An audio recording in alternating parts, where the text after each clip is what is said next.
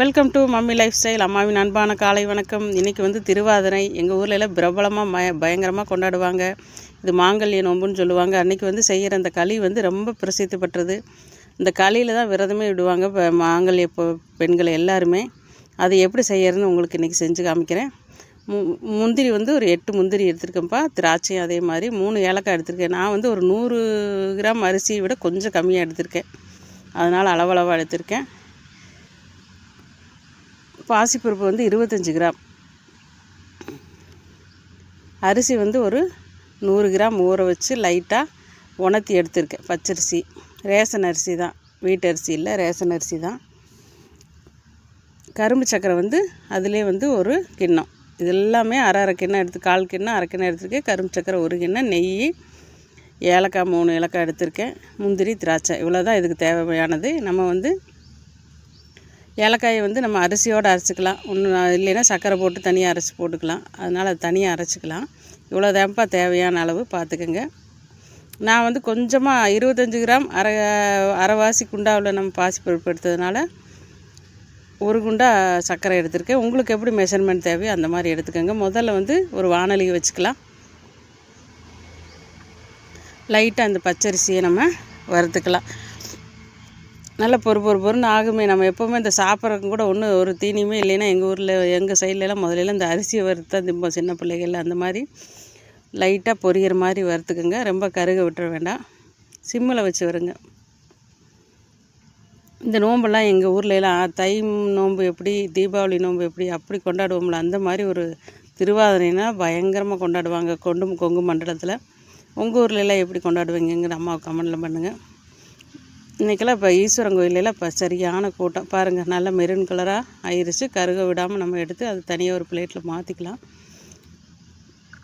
பச்சரிசி, புழுங்கரிசி எது வேணாலும் செய்யலாம். இது வந்து உங்களோட ஆப்ஷன் தான். நான் வந்து இன்றைக்கி எடுத்துருக்கிறது பச்சரிசி. இதை வந்து ஒரு தனியாக ஒரு பிளேட்டுக்கு மாற்றிக்கிட்டு, அடுத்தது வந்து நம்ம அந்த 25 கிராம் பாசிப்பருப்பை எடுத்து அதோடு சேர்ந்து வறுத்துக்கலாம்ப்பா. வெறும் வானொலி தான், எண்ணெயெல்லாம் ஊற்ற வேண்டாம்.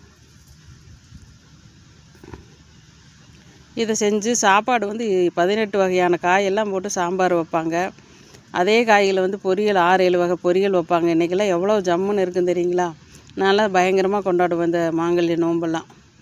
நம்ம வீட்டுக்காருக்காக வேண்டி எடுக்கிற நோன்பு. காலையிலேருந்து விரதம் இருந்து பொழுதோடு இந்த சாம்பார், ரசம், பொரியல், காயெல்லாம் வச்சு இந்த களி செஞ்சு விரதம் விடுறதா அந்த கொங்கு மண்டலத்தில் பயங்கரமான சிறப்பு. அந்த சாமிக்கு முன்னாடி மஞ்சள் கயிறு அதெல்லாம் வச்சு சாமி கும்பிட்டு குழந்தைகள் கையில் கட்டுவாங்க. நல்லா ஆறட்டும்ப்பா. ஆறினதுக்கப்புறம் நம்ம சின்ன ஜார்லேயே போட்டுக்கலாம். கொஞ்சமாக தானே இருக்குண்ணா, நமக்கு ஒரு 125 கிராம் தானே, அதனால் சின்ன ஜாரில் போட்டு நல்லா கொரன்னு அரைச்சிக்கலாம். அரைக்கும்போது நம்ம அந்த 3 ஏலக்காயும் உள்ளே போட்டே அரைச்சிக்கலாம். அதோடு சேர்ந்து அரைக்கும்போது நல்லா வாசமாக இருக்கும். பாருங்களேன், இப்படி தான் அரைக்கணும். இதை மாவோட கன்சிஸ்டன்சி இப்படி தான் இருக்கணும். ரொம்ப பரபரப்பாக இருந்தாலும் நல்லா இருக்காது. அப்புறம் அதே வானிலையில் கொஞ்சம் நெய் ஊற்றி முந்திரி, திராட்சை போட்டு நம்ம வறுத்துக்கலாம். முந்திரி 8, திராட்சை 8, அதே அளவு தான் வறுபட்டுருச்சு. நம்ம அதை வந்து ஒரு கிண்ணத்தில் எடுத்து வச்சுக்கிட்டு, அதுக்கப்புறம் நம்ம நான் வந்து 1 டம்ளர் அந்த கிண்ணம் வந்து 1 கிண்ணம் அளவு வர்றதுனால நான் வந்து 3 கிண்ணம் தண்ணி ஊற்ற போகிறேன். இதுக்கு ஒரு ஒலை. நம்ம ரவை எப்படி கலருவோம், உப்புமா கலருவோம்ல, அதே அளவு தான் உங்களுக்கு. அதே மாதிரி எடுத்துக்கலாம்.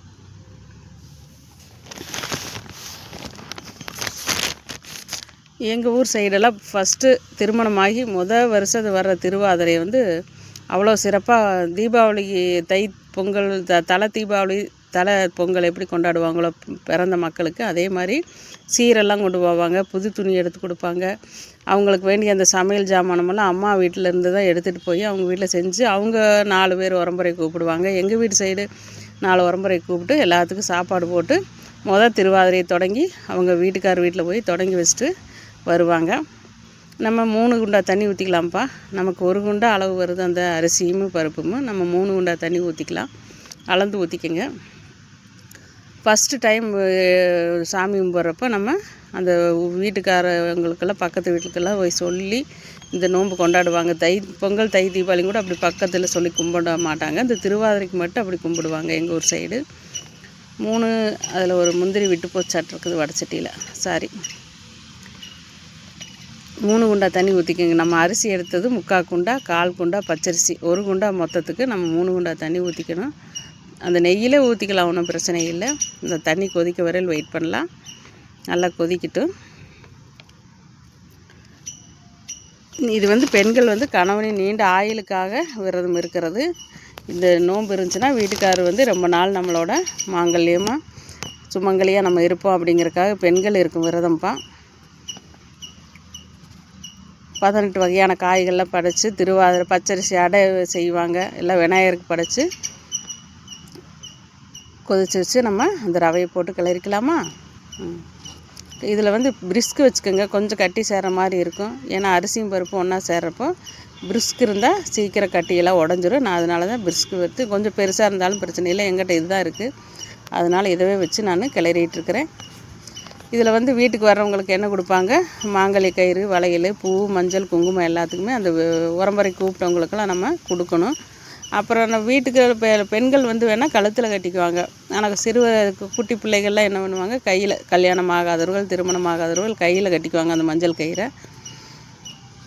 முடிஞ்சு மறுநாள் வந்து ஆருத்ரா தரிசனம்னு சிவன் கோயிலில் பிரபலமாக கொண்டாடுவாங்க. அந்த அரிசியும் பருப்பு வெந்தோன்னா நம்ம எடுத்து வச்ச அந்த ஒரு குண்டா கரும்பு சக்கரை எடுத்துருக்கேன். மண்டவெல்லம் போட்டுக்கலாம். நீங்கள் மண்டவெல்லம் போடுறது அவங்கவுங்க ஆப்ஷன் தான். இது நான் இன்றைக்கி கரும்பு சக்கரை போட்டுக்கலாம். இது நாட்டு சக்கரை, ரொம்ப டேஸ்ட்டாக இருக்குது. கிளறிட்டு பார்த்தா இப்படித்தான் இருந்துச்சு. உங்களுக்கு அந்த கடைசியாக அந்த முந்திரி திராட்சையை போட்டுட்டு அந்த எடுத்து வச்ச நெய்யை இதில் வந்து ஆட் பண்ணிக்கிட்டிங்கன்னா சூப்பராக இருக்குது, சுவையாகவும் இருக்குது. கொஞ்சம் குளகுளப்பாய்க்கு நெய் ஊற்றுனீங்கன்னா மறுபடியும் தளர்வாயிரும். கொஞ்சம் நேரம் அப்படியே சிம்மிலே வச்சு அடுப்பில் வைங்க.